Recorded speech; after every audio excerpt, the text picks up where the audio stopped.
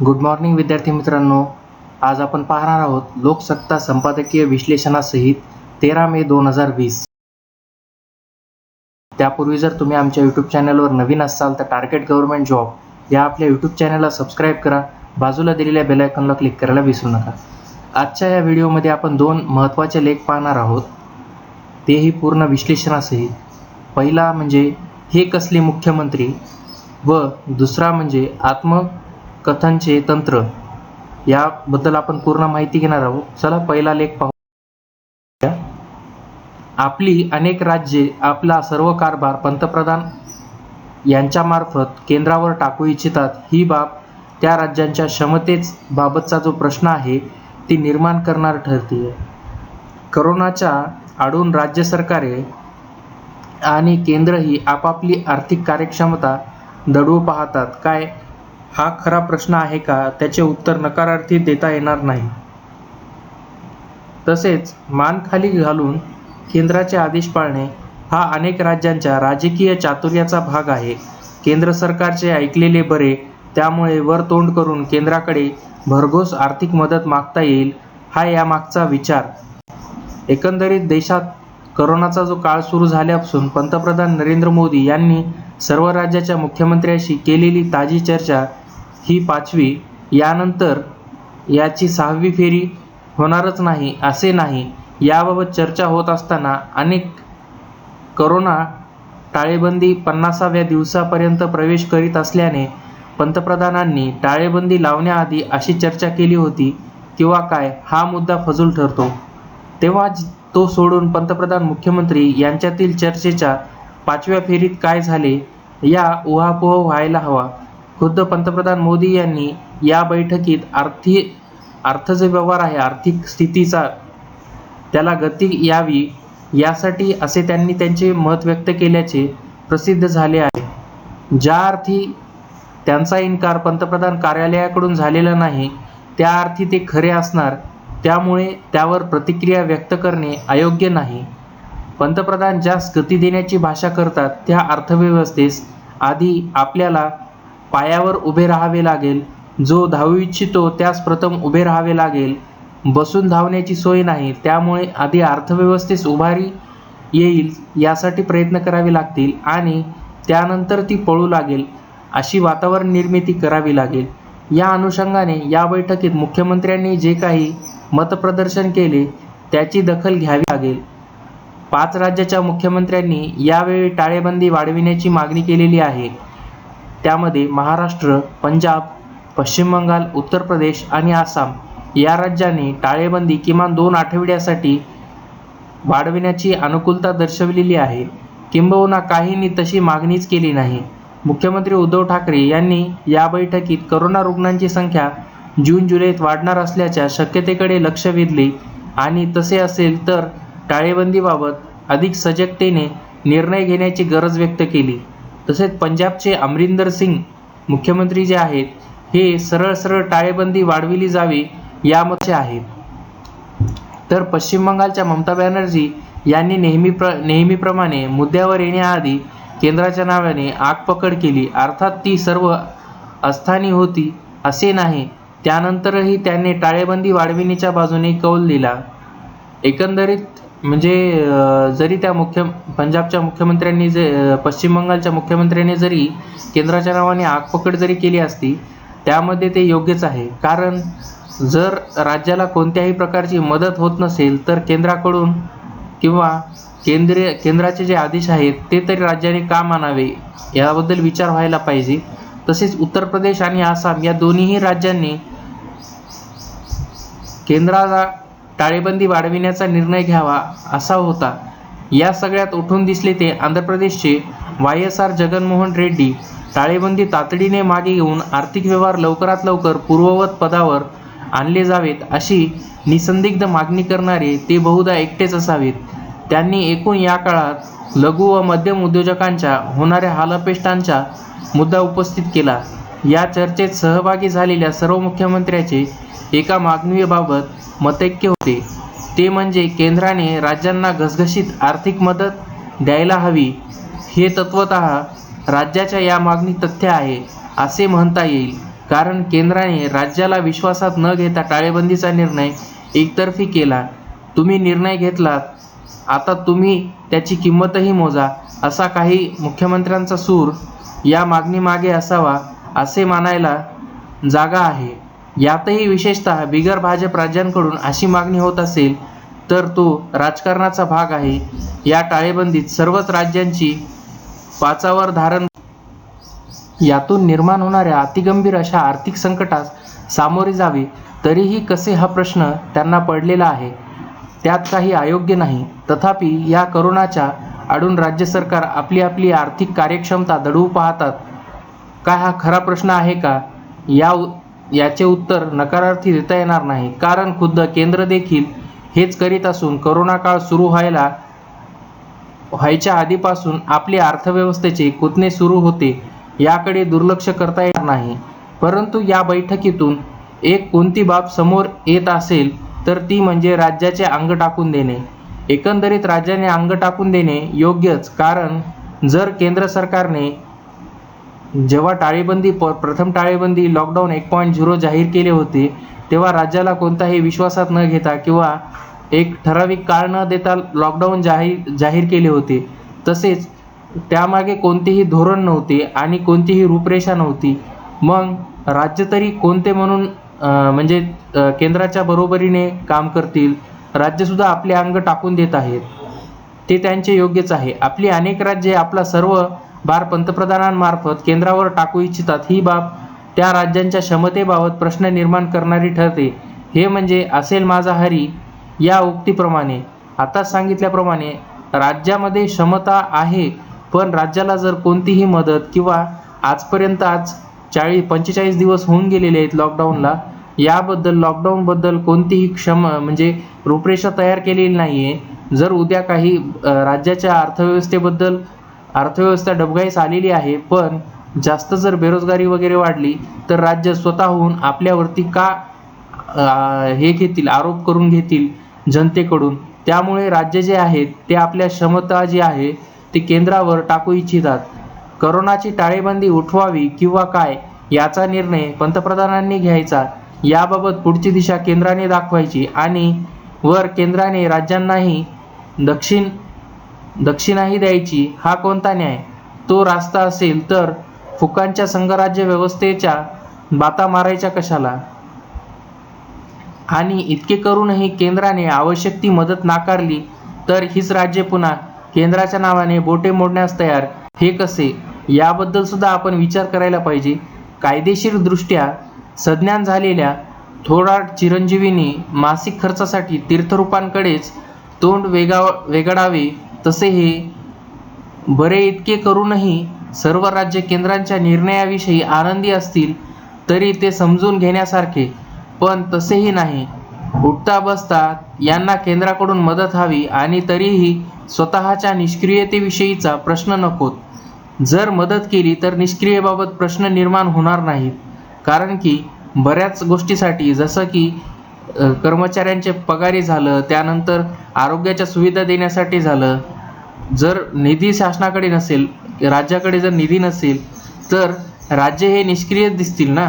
या बैठकीत काही प्रमाणात आंध्राचा अपवाद वगळता अन्य कोणत्याही मुख्यमंत्र्यास आम्ही काय ते पाहू असे म्हणता आले नाही.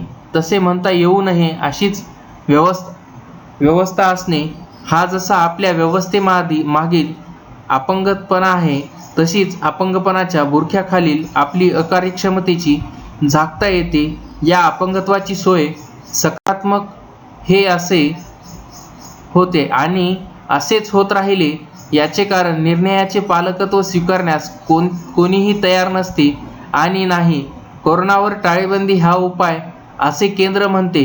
म्हणू द्या, आपण ऐकू त्यांची अशीच आपल्या बहुवंश राज्याची मानसिकता. केरळसारख्या एखाद्या अपवाद जो स्वतःचा निर्णय, स्वतःचा पर्याय स्वतःच निवडतो आणि अजिबात न डगमगता त्याचा सातत्याने पाठपुरावा करतो. बाकी राज्यांचे याबाबतचे धोरण उडला तर पक्षी बुडला तर बेडूक असे सांगितलेले निमूटपणे पालन करायचे हे त्यांचे धोरण. हे त्यांचे प्रामाणिक आज्ञाधारकतेतून आले असेल तर ते कौतुकास्पद ठरते. पण तसेही नाही. हे मान खाली घालून आदेश पाळणे हे अनेक राज्यांचा राजकीय चातुर्याचा भाग आहे. केंद्र सरकारचे ऐकलेले बरे, त्यामुळे वर तोंड करून केंद्राकडे भरघोस आर्थिक मदत मागता येईल. ती मिळाली तर ठीक, नाही मिळाली तर पुन्हा केंद्राच्या नावाने गळा काढण्यात ही राज्ये तयार असतातच. यामागचा विचार काय आहे याबद्दल सुद्धा आपण विचार करायला पाहिजे. याच परावलंबित्वाच्या भावनेतून आपल्या राज्यांनी वस्तू आणि सेवा करास मान्यता दिली. हीच मानसिकता मानण्यास गुजरातच्या मुख्यमंत्रीपदी असताना नरेंद्र मोदी यांनी नकार दिला होता आणि आता अन्य राज्ये वस्तू व सेवा कराचा वाटा मागत असताना पंतप्रधानपदी असलेले मोदी याविषयी एकही शब्द काढत नाहीत.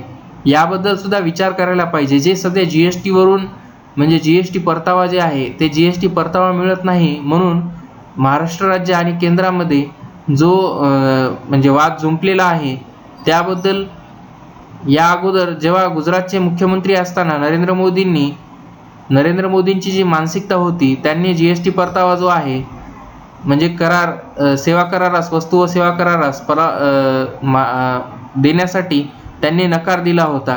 आता अन्य राज्ये वस्तू व सेवा कराराचा वाटा मागत असताना पंतप्रधानपदी असलेले मोदी याबद्दल शब्दही काढत नाहीत. म्हणजे ही किती विरोधाभास आहे याबद्दल सुद्धा आपण विचार करायला पाहिजे.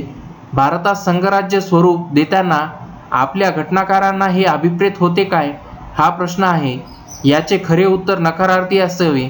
यामुळे निरोगी संघराज्य व्यवस्था आपल्याकडे अद्याप तयार झालेली नाही. केंद्रातील सत्ता कोणत्याही पक्षाकडे असो, त्यांचा एकच एकूण दृष्टिकोन आम्ही सांगतो ते ऐका असेच असतो. यात लवकरात लवकर बदल झाला नाही तर राज्यांचे मुख्यमंत्री हे फक्त केंद्रीय धोरणाची अंमलबजावणी करण्यापुरतेच उरतील. आज सर्व राज्यांची आर्थिक ताकद ही केंद्रापेक्षा अधिक आहे. राज्य सरकारी कर्मचाऱ्यांची संख्याही केंद्रापेक्षा जास्त आहे. अशा वेळी राज्याच्या मुख्यमंत्र्यांनी संघराज्य प्रजासत्ताकाचा अर्थ समजून घ्यायला हवा. नपेक्षा भविष्यातील इतिहासाच्या त्यांच्याविषयी हे कसले मुख्यमंत्री हा प्रश्न विचारला जाईल. याबद्दल सुद्धा म्हणजे मुख्यमंत्र्यांनी काळजी घेतली पाहिजे. दुसरा लेख जे आहे ते अद्भुत कथनाचे तंत्र. यामध्ये पारंपरिक चौकटीत स्त्री वर्णन करणाऱ्या या लेखनामागे वर्गीय आधुनिकतेची ऐट काम करत होती. याबद्दल आपण माहिती घेणार आहोत. नीतिकथा, आख्यान, चरित या प्रकारातील वाङ्मयात अद्भुत कथनाची योजना आहे. अद्भुत कथनाचे तंत्र उत्सुकता, आश्चर्य निर्माण करून रंजन करतेच, पण वाचकाच्या तर्कशक्तीला विलहेही घडवते. म्हणजे वाचक जे आहेत त्यांच्या जे विचार करण्याची क्षमता असती त्याला वळण सुद्धा योग्य पद्धतीने देते. 19व्या शतकाच्या उत्तरार्धात हेच अद्भुत कथनाचे तंत्र स्त्री वर्णन करणाऱ्या साहित्यात अवलंबले गेले. ते कसे? 19व्या शतकाच्या उत्तरार्धात लिहिलेल्या गेलेल्या स्त्रीविरोधी साहित्याची परखड चिकित्सा ताराबाई शिंदे यांनी स्त्री पुरुष तुलना 1882 या निबंध पुस्तकात केली.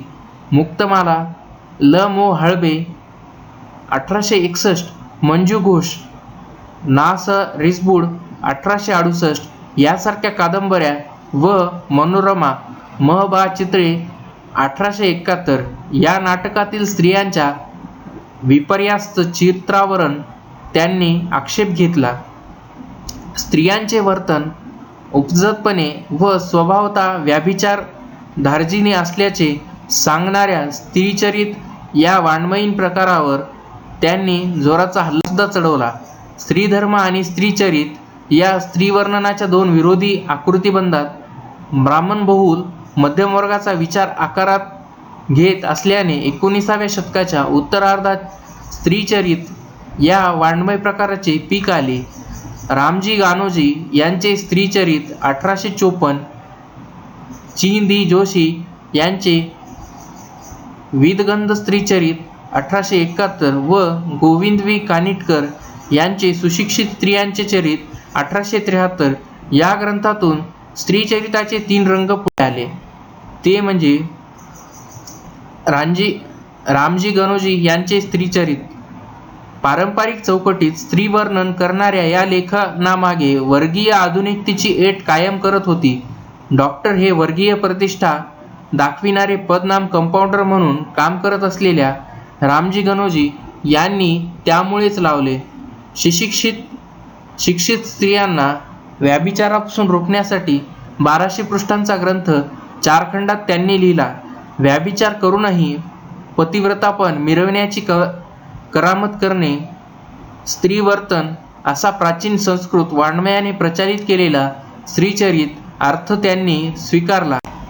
एका कथेतून दुसरी कथा सुरू करणाऱ्या पारंपरिक आकृतिबंधात स्त्रीचरित्राच्या कथांचा रतीब त्यांनी घातला. तसेच स्त्रियांना पतिव्रत्याचे प्रशिक्षण देण्याचे राष्ट्रीय कार्यच आपण करत असल्याचा दावाही त्यांनी केला. 12व्या शतकातील शुकसप्ती या संस्कृत ग्रंथाच्या कथनतंत्राचे अनुकरण रामजी गणोजींनी केले. शुकसप्ती ची प्रभावती ही नायिका जी आहे, पतीच्या अनुपस्थित कामवासना अनावरण झाल्याचे व्यभिचारासाठी बाहेर पडते, तेव्हा तिच्या पतीने दिलेला पोपट कथा सांगण्याच्या मिशाने तिला थांबवतो. व्यभिचार उघड होण्यासाठी ऐनवेळी चातुर्याने स्वतःची सुटका करून उजळपणे पतिव्रत्य मिरवणाऱ्या स्त्रिया 70 ते 72 कथांमधून सांगून ते प्रभावतीला व्यभिचारापासून परावृत्त करतो. स्त्रीचरित मध्ये पोपटाऐवजी डॉक्टर रामजी गणोजी तर प्रभावतीऐवजी आधुनिक मध्यमवर्गीय स्त्रीचे प्रतीक म्हणून प्रीताई असा बदल रामजी गणोजी यांनी केला. पंचतंत्र, हितोपदेश, कथासाहित्य सागर, वेताळ, पंचविशी, सिंहासन, 32, अरेबियन नाईट्स अशा अद्भुत कथा करणाऱ्या कथासूत्रांनी त्यांनी घाऊकपणे उचल केली. स्त्रियांच्या लैंगिक शुद्धतेला जपणाऱ्या ब्रिटनच्या व्हिक्टोरियन नैतिकतेचा आणि त्यातील प्रवचनशैलीचा प्रभाव त्यात स्वीकारण्यात आला. तात्पर्य म्हणून कथेच्या शेवटी दुर्गुणी, व्यभिचारी, कपटी, विश्वासघाती आणि अनीतिमान अशा स्त्री स्वभावाची व वर्तवणुकीची निंदा करणारी आणि पतिव्रत्याची आवश्यकता सांगणारी लांबलचक भाषणे पेरण्यात आली.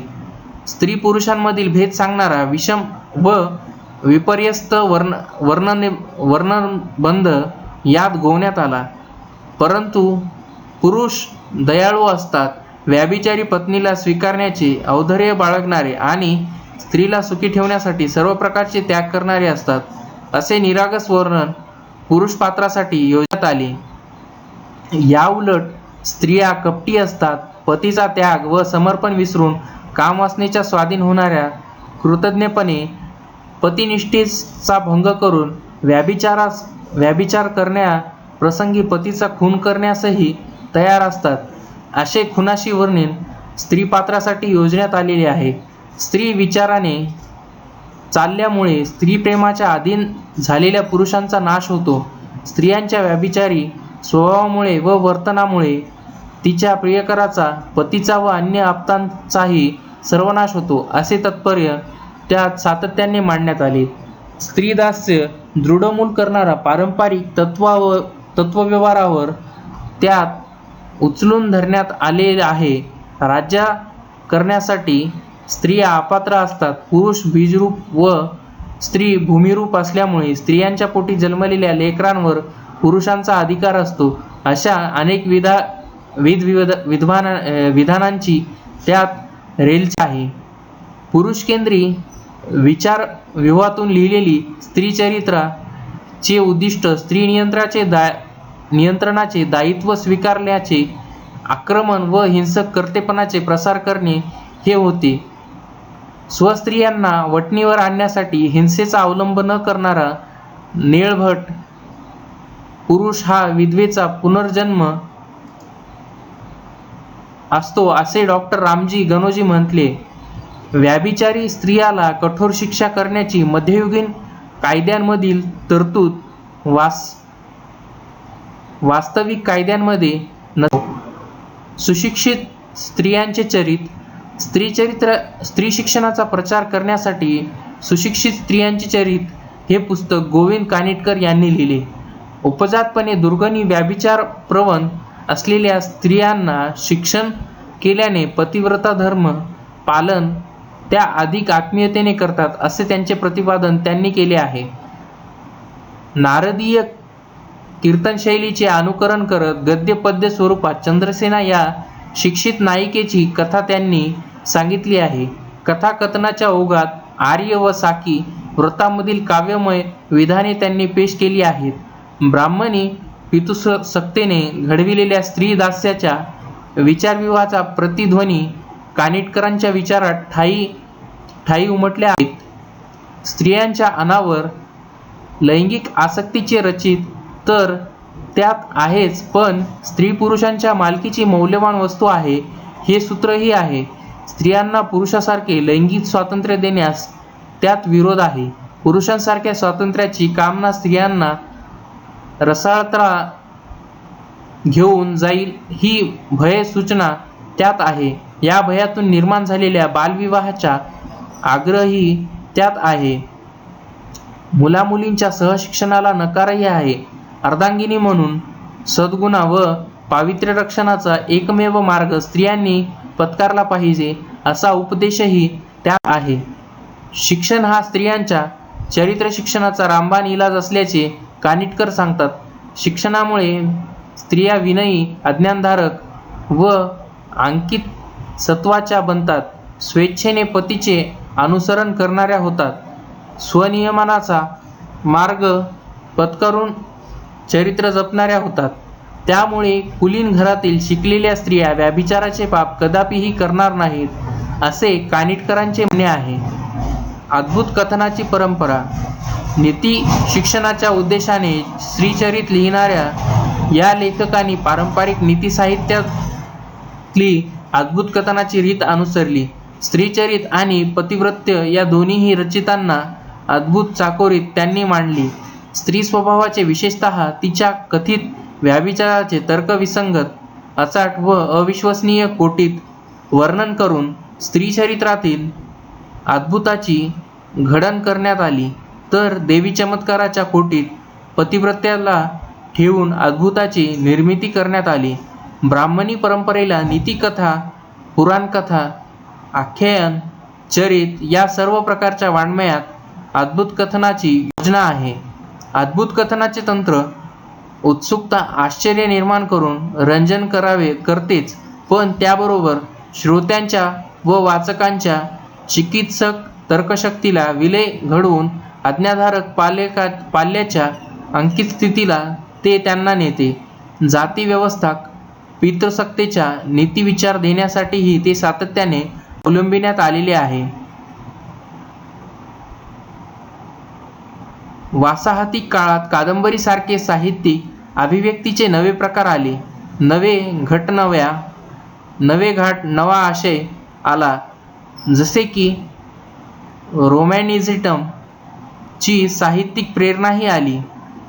रोमॅन्टिझम ही मुख्यतः औद्योगिक क्रांती व प्रबोधन युगाच्या विवेकशीलतेच्या विरोधातील प्रतिक्रिया होती. निसर्गाकडे, मध्ययुगीनतेकडे जाण्याची त्यात विलक्षण ओढ होती.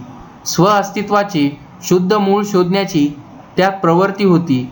उत्स्फूर्त भावनिक अभिव्यक्ती व कल्पनारम्य साहित्य व्यवहाराचे त्यात स्तोम होते. अद्भुत स्थळे, कल्पना व घटनाक्रम याचे वर्णन करण्याची वृत्ती त्यात होती. व्यक्तिवाद होता. व्यक्तीच्या अचाट कामगिरीचे विवरण करण्याची त्यात भूमिका सुद्धा होती. मध्ययुगीन अद्भुत कथनाच्या परंपरेचा सांभाळ करणाऱ्या ब्राह्मणबहुल नवशिक्षितांना रोमॅनिझम ची ही अभिव्यक्ती आत्मीय वाटली. त्यांनी तिचा अंगीकार करत नवे लेखन प्रकार व अभिव्यक्तींच्या नव्या रीतींच्या यांचे अनुसरण केले. कल्पनारम्यतेचे वेड व अद्भुत कथनाची मातबरी मानून त्यांनी साहित्य रचना केली. त्यामुळे पारंपरिक अद्भुत कथनेचे निवेदन तंत्र, प्रतिमविश्व व आशय यांचे जडत्व या मराठी साहित्यात कायम राहिले. मुक्तमाला, मंजू घोष, रत्नप्रभा, विचित्रपुरी अशा सुरुवातीच्या कादंबऱ्या रोमॅन्टिझमचा प्रभाव होताच, पण त्यापेक्षा संस्कृत व पौराणिक वाङ्मयातील अद्भुत कथनाची छाप सुद्धा होती. मोचनगड यासारख्या ऐतिहासिक कादंबरीवर पुरुषी पराक्रमातील अद्भुतता सांगणाऱ्या रोमॅन्टिसिझम प्रवृत्तीचा प्रभाव होता.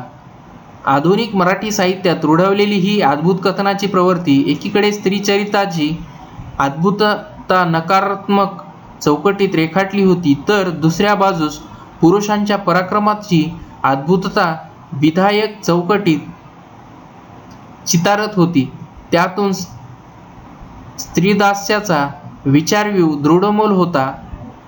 म्हणूनच ताराबाई शिंदे यांनी त्याला हल्ल्याचे लक्ष्य बनविले. असे लेख तसेच स्पर्धा परीक्षेचे व्हिडिओ पाहण्यासाठी टार्गेट गव्हर्नमेंट जॉब या आपल्या यूट्यूब चॅनलला सबस्क्राईब करा. बाजूला दिलेल्या बेल आयकॉनला क्लिक करायला विसरू नका. व्हिडिओला लाईक, कमेंट, शेअर करा.